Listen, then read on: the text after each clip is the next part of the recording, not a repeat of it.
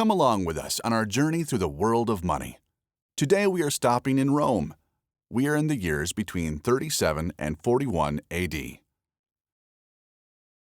is not an emperor who is depicted on this coin.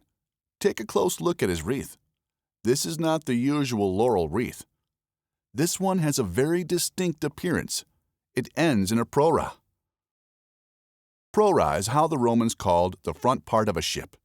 Even in this small-scale depiction, you can clearly see the ram and the prolonged bow.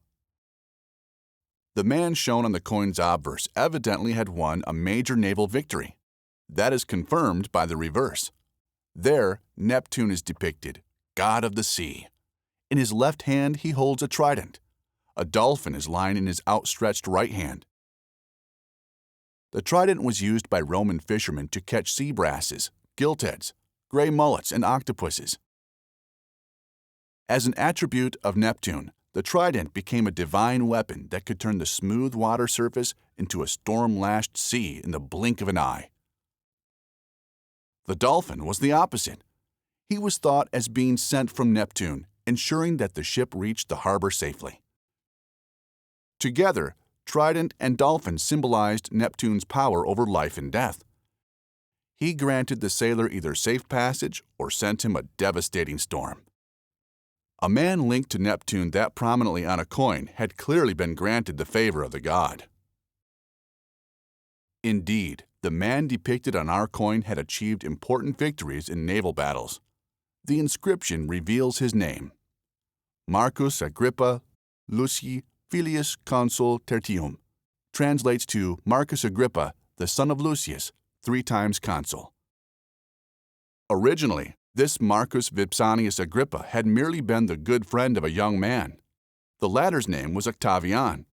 In the aftermath of the assassination of his adopted father Caesar, this Octavian got entangled in the most vicious civil war the Roman world had ever experienced. While Octavian did not get something out of the army, Agrippa was a born military commander. He fought many battles on behalf of his friend and defeated the fleet of Sextus Pompey. For that, he was awarded the Corona Navalis, with which he is shown on our coin. Agrippa achieved his greatest victory in the naval battle at Actium, though. After that victory, Octavian assumed the name Augustus and became princeps of Rome, whose authority and range of power no other Roman could match.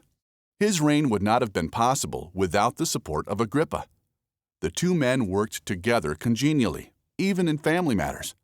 When he failed to produce an heir, Augustus transferred that task onto his friend. He made Agrippa divorce his wife and married him off to his only daughter, Julia. Julia was 18 years old, Agrippa 43. The marriage was not happy, but it produced the result Augustus had hoped for: 5 children. The 2 eldest sons were designated Augustus's successors right away. Agrippa was to secure them their legacy in case the ailing friend would die first. As a matter of fact, Augustus outlived them all. Agrippa was the first to die in 12 BC. He was followed up by Augustus's 2 sons, Lucius in 2 AD and Gaius in 4 AD. As a result, Tiberius, the unwanted stepson of Augustus, became emperor of Rome, succeeded by Caligula. Even today, Caligula still has an image problem.